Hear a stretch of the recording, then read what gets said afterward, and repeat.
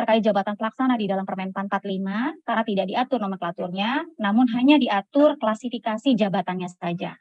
Jadi di dalam Permen-Pan 45 kami membagi menjadi 3 kelompok besar untuk jabatan pelaksana. Yang pertama adalah klasifikasi klerek, yang kedua klasifikasi operator, dan yang ketiga adalah klasifikasi teknisi. Yang signifikan perbedaannya dari ketiga klasifikasi jabatan tersebut adalah yang pertama, untuk klasifikasi klerek, jika dibandingkan dengan 2 klasifikasi yang lain, yaitu operator dan teknisi, yang paling membedakan adalah untuk klasifikasi klerek, dominasi pekerjaannya atau pelaksanaan tugas jabatan ini dilaksanakan di dalam kantor. Gitu ya. Sedangkan untuk klasifikasi operator ataupun teknisi ini dilaksanakan di luar kantor atau istilahnya pekerjaan yang bersifatnya lapangan secara dominasi tugas. Kemudian untuk klasifikasi klerek ini secara definisi diatur di dalam permennya adalah nomenklatur jabatan pelaksana yang melaksanakan tugas pelayanan administratif. Jadi kalau dulu kita kenal dengan nomenklatur pengadministrasi keuangan, pengadministrasi umum, gitu ya. Jadi sebenarnya secara tugas kegiatannya sama, yaitu melakukan kegiatan pengadministrasi. Namun jika duduk di Biro Keuangan, tinggal mengganti objeknya aja menjadi pengadministrasi keuangan. Duduk di Biro Umum menjadi pengadministrasi umum. Oleh karena itu nanti kami akan tetapkan di dalam keputusan menterinya untuk kegiatan yang sifatnya administratif akan ada satu nomenklatur yang sifatnya sapu jagat, yaitu kami bentuk nomenklatur pengadministrasi perkantoran. Jadi si pengadministrasi ini berkedudukan di keuangan, berkedudukan di umum, berkedudukan di pengadaan, tetap melakukan kegiatan pengadministrasi yang sifatnya itu adalah backup kegiatan perkantoran. Kemudian yang kedua untuk klasifikasi operator dan yang ketiga untuk teknisi, ini kedua klasifikasi yang memang secara dominasi tugas dilaksanakan di lapangan, jadi bukan di internal kantor Bapak Ibu. Nah yang membedakan dari dua klasifikasi ini adalah terkait sertifikasi atau syarat jabatannya. Jadi untuk klasifikasi operator, syarat jabatan atau syarat kompetensi, syarat keahlian, ini sifatnya tidak melekat, jadi bisa didapatkan setelah duduk di dalam jabatan.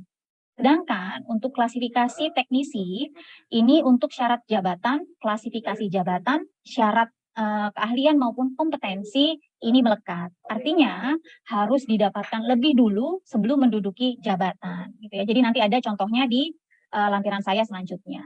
Kemudian nomenklatur jabatan pelaksana ini ditetapkan oleh Menteri Pan-RB melalui keputusan Menteri Pan-RB berdasarkan usulan dari instansi teknis. Apa yang dimaksud dengan instansi teknis?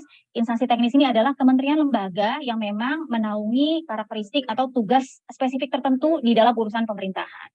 Contohnya, untuk Kementerian ESDM ini dipersilahkan mengusulkan jabatan pelaksana atau nomenklatur jabatan pelaksana yang berkaitan dengan TUSI Kementerian ESDM. Gitu ya. Jadi berkaitan dengan TUSI energi dan sumber daya mineral. Jadi tidak boleh misalkan Kementerian ESDM mengusulkan nomenklatur jabatan pelaksana terkait pekerjaan umum gitu ya atau keuangan. Itu tidak boleh karena di luar dari ranah TUSI kementeriannya. Atau misalkan untuk Kementerian Keuangan yang mengusulkan nomenklatur jabatan pelaksana terkait tugas perusahaan pemerintahan di bidang keuangan.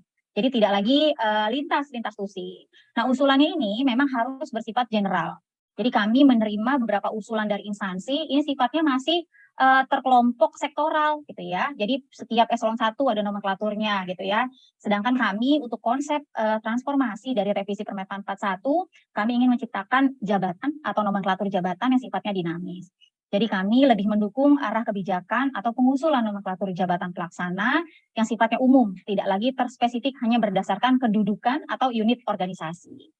Kemudian untuk jabatan pelaksana yang sifatnya umum atau general atau kesekretariatan, ini ditetapkan oleh Menteri Pan-RB tanpa menunggu usulan dari instansi teknis. Contohnya apa?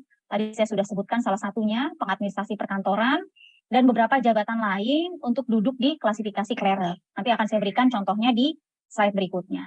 Nah ini poin paling penting yang diatur di dalam pasal 9 Peraturan Menteri Pan-RB nomor 45 tahun 2022 adalah untuk nomenklatur jabatan pelaksana di dalam Permen 41 tahun 2018 tidak berlaku lagi setelah keluarnya atau ditetapkannya nomenklatur jabatan pelaksana yang diatur di dalam keputusan Menteri Pan-RB. Jadi nanti setelah terbit nomenklatur jabatan pelaksana di dalam lampiran keputusan Menteri Pan-RB, Bapak Ibu harus segera menyesuaikan nomenklatur existing yang masih berpacu pada Permentan 41 dengan nomenklatur jabatan pelaksana yang baru. Jadi tidak ada masa transisi di dalam Permentan 45 tahun 2022. Kemudian ini contohnya Bapak Ibu untuk klasifikasi klerek, ini Menpan yang menetapkan karena berkaitan dengan tusi kesekretariatan atau tugas jabatan secara umum. Jadi salah satunya ini adalah penelaah teknis kebijakan. Jadi penelaah teknis kebijakan ini adalah nomenklatur jabatan pelaksana yang saat ini atau existing kita kenal di dalam Permenpan 41 yang sifatnya analis gitu ya, atau yang dengan latar jenjang pendidikan sarjana. Misalkan contohnya analis tata laksana, analis kesejahteraan SDM, analis perencanaan SDM. Nah ini nanti setelah ditetapkan Kemennya, ini disesuaikan dengan nomenklatur penelaah teknis kebijakan, gitu ya. Kemudian untuk jenjang atau tingkat pendidikan D3, gitu ya.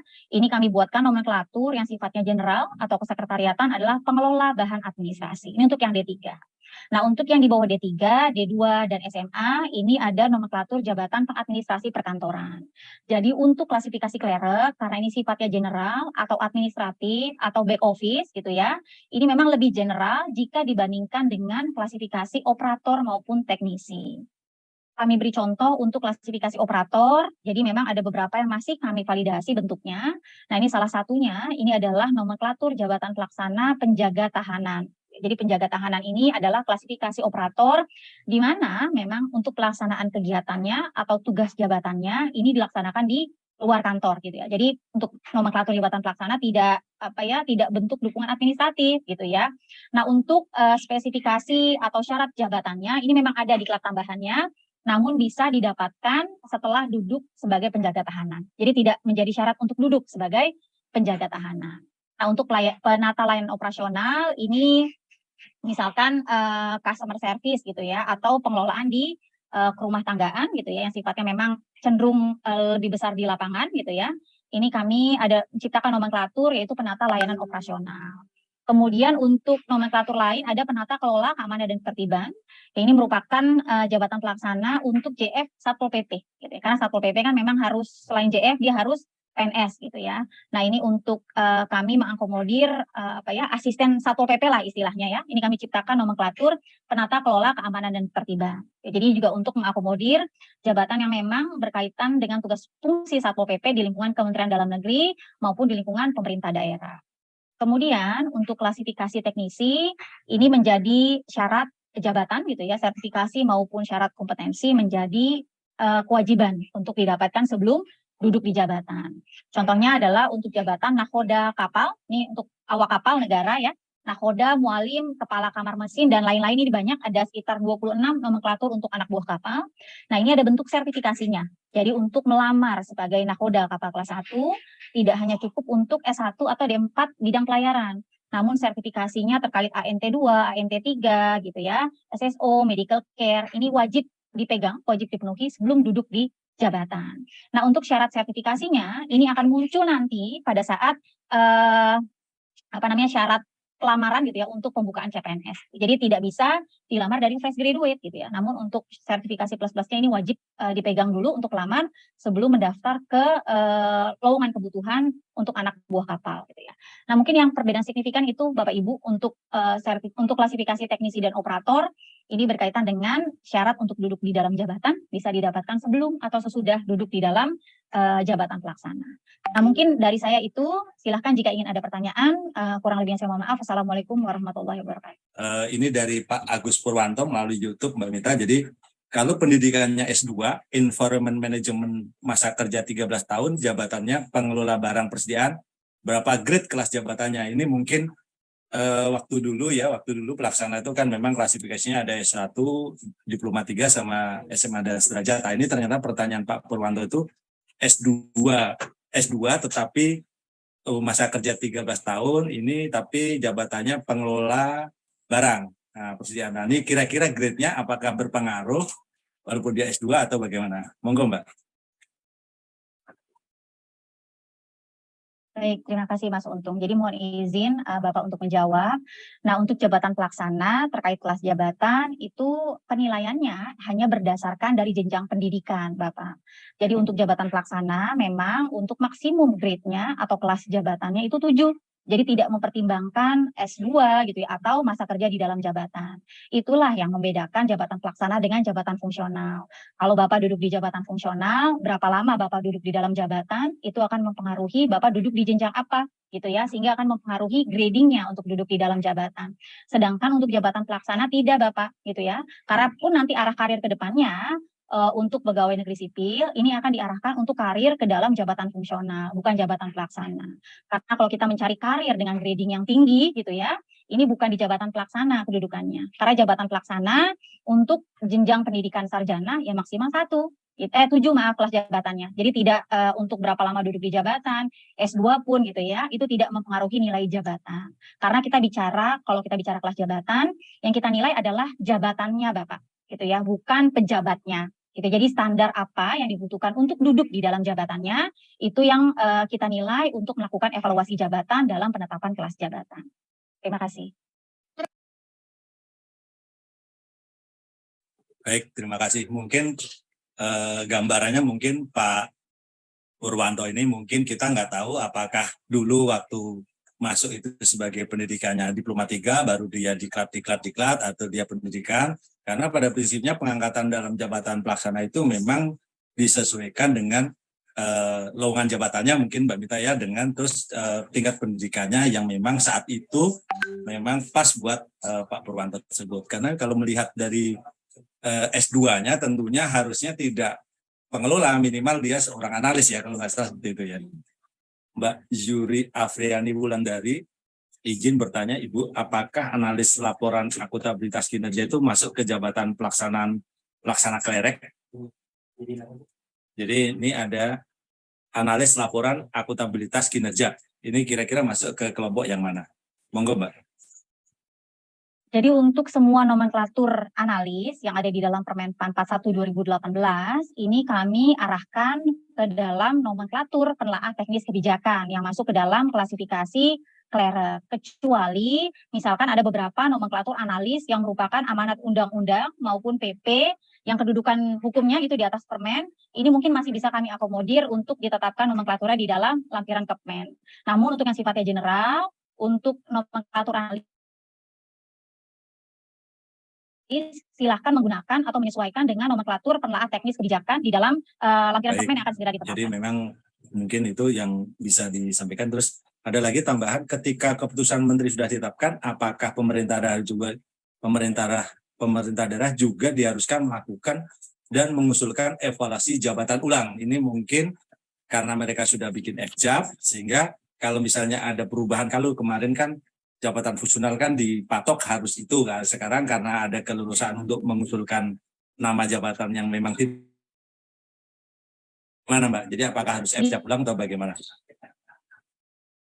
Iya, betul. Jadi setelah lampiran Kepmen nanti terbit, Bapak Ibu diwajibkan untuk menyesuaikan kembali peta jabatan, kemudian mengusulkan kembali evaluasi jabatan untuk diberikan persetujuan Menteri Pan-RB terkait kelas jabatannya. Namun yang diusulkan hanya perubahannya saja, Bapak Ibu, tidak perlu keseluruhan gitu ya. Jadi hanya untuk nomenklatur jabatan pelaksananya saja, karena berkaitan dengan perubahan nomenklatur serta penyesuaian di unit kerjanya gitu ya. Karena kan nanti sifatnya lebih general untuk nomenklatur jabatan pelaksananya.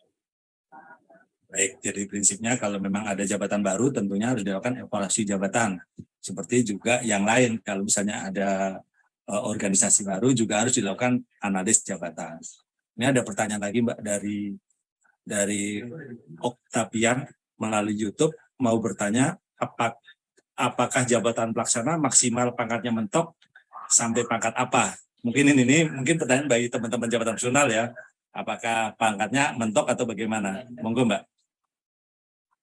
Kalau jabatan pelaksana itu pangkatnya mentok ya sesuai dengan jenjang pendidikannya Bapak Ibu gitu ya. Jadi kalau misalkan dia S1, S2 itu membedakan untuk pangkat mentoknya. Karena jabatan pelaksana itu berbeda dengan fungsional gitu ya. Kalau Bapak Ibu di fungsional naik jenjang pendidikan, naik masa jabatan gitu ya, itu bisa naik juga untuk jenjang jabatan fungsionalnya, berbeda dengan jabatan pelaksana gitu ya. Jadi kalau di S2 ya berarti mentoknya di 4A gitu ya. Nah ini nanti disesuaikan dengan jenjang pendidikannya kalau untuk di jabatan pelaksana. Oke, jadi karena memang dasarnya adalah jenjang pendidikan, tentunya sesuai aturan mentoknya ada di jenjang pendidikan. Kalau nggak salah, kalau SLTA itu mentoknya di 3D kalau nggak salah seperti itu. Ada lagi Mbak, ini pertanyaan. Tadi disampaikan untuk lampiran klasifikasi jabatan akan ditetapkan Kemenpan. Kira-kira kapan? Ini tadi kayaknya udah dijawab ya. Jadi akan segera ditetapkan, tapi segeranya kita ya nunggu. Ini dari Papua nih Mbak, ada pertanyaan. Bagaimana dengan dinas teknis untuk bisa mengarah ke jabatan fungsional? Ini maksudnya mungkin kalau ada dinas-dinas yang teknis, tentunya jabatan fungsionalnya seperti apa? Gimana Mbak? Jabatan fungsional ya. Berarti kalau Ya. jabatan fungsional ya ini untuk dinas teknis diarahkan sama aja sih dengan jabatan pelaksana ya. Kalau untuk dinas teknis ya memang berkiblatnya, kalau untuk pelaksana berkiblatnya ke instansi teknisnya, misalkan dinas PU ya instansi teknisnya adalah Kementerian PUPR gitu ya. Nah kalau untuk jabatan fungsional di dinas PU ya instansi pembinanya Kementerian PUPR. Jadi sebenarnya mirip-mirip gitu. Nah nanti di dalam kalau jabatan pelaksana, nanti di Kemennya itu akan kami mention instansi teknisnya siapa gitu ya. Jadi misalkan Bapak punya pertanyaan, misalkan nanti ada jabatan penata kelola gedung dan bangunan gitu ya, instansi teknisnya PU. Nanti silakan kontak ke PUPR untuk dinas teknisnya terkait karakteristik jabatan pelaksananya gitu ya. Baik, ini ada pertanyaan tambahan lagi nih di YouTube, banyak banget Mbak yang ingin mengetahui tentang jabatan pelaksana. Ini dari Mas Ari Nur, nomenklatur analis dan akan dihapus karena analis perkara peradilan yang tidak ada dalam undang, tetapi diakomodir. Ini maksudnya ada masukan bahwa analis perkara peradilan karena tidak ada di undang tapi diakomodir di jabatan pelaksana. Gimana Mbak? Baik, jadi untuk nomenklatur analis sebenarnya memang tidak bisa lagi diakomodir di dalam jabatan pelaksana karena secara standar kompetensi untuk fungsi analisis itu tidak dilakukan oleh para pejabat pelaksana gitu ya secara standar kompetensi. Jadi memang untuk di klasifikasi jabatan baik klerek, operator maupun teknisi kami tidak lagi menggunakan nomenklatur analis, namun kepenlaah, pengelola dan lain-lain. Sedangkan untuk satu-satunya nomenklatur analis di dalam klasifikasi klerek yaitu analis perkara peradilan itu adalah nomenklatur jabatan pelaksana yang merupakan pintu masuk untuk Cakim. Kalau dulu di Permen 41 ya, Mas Untung ya, itu kan ada Cakim ya. Jadi disesuaikan nomenklaturnya menjadi analis perkara peradilan. Jadi ini hanya untuk mengakomodir waktu itu ya, tapi kalau nantinya memang mau dihapus sesuai dengan usulan dari instansi yang bersangkutan. Karena kan Menpan sebenarnya kan melakukan pengelompokan ini berdasarkan jabatan-jabatan yang ada di instansi. Baik, ini mungkin pertanyaan terakhir. Secara klasifikasi disederhanakan, namun pastinya nanti akan banyak lagi nama setelah dibuatkan turunannya oleh kementerian. Lalu apa bedanya dengan Permenpan lama yang pada akhirnya banyak nama jabatan? Ini mungkin yang dulu sebelumnya sekitar 3.000 sekarang diklasifikasikan, terus ada usulan masing-masing instansi, nanti akan bengkak lagi lah. Mungkin pertanyaan gimana kira-kira langkah-langkahnya biar tidak membengkak seperti yang kejadian-kejadian sebelumnya. Sebenarnya membengkak seperti kejadian-kejadian sebelumnya pun di Permen 41 yang kami sederhanakan ya Mas Untungnya dari puluhan ribu hanya menjadi 3.000 gitu ya. Nah sedangkan untuk Permenpan 45 ini memang kami benar-benar konsepnya adalah penyederhanaan gitu ya. Jadi untuk usulan di instansi pun kami benar validasi, kami kelompokkan secara general atau besarannya gitu ya, sudah tidak lagi per sektoral gitu ya.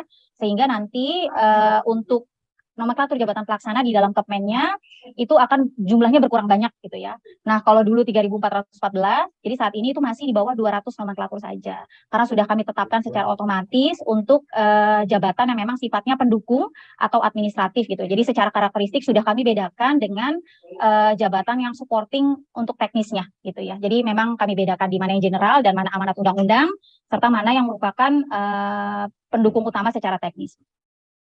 Baik, artinya bahwa dengan adanya ini kan sebenarnya tujuannya untuk memberikan kemudahan ya. Jadi kalau dulu kan kita masukkan semuanya karena memang jabatan analis itu kan fungsional itu kan belum terlalu banyak. Sekarang kan dengan adanya jabatan fungsional tentunya yang level analis atau yang analis itu kan masuk kita dorong untuk menjadi fungsional. Baik, terima kasih Mbak Mita, ini penjelasannya sangat gamblang ya. Jadi memang beliau ini mengikuti dari proses awal jabatan pelaksana sampai dengan model yang terbaru.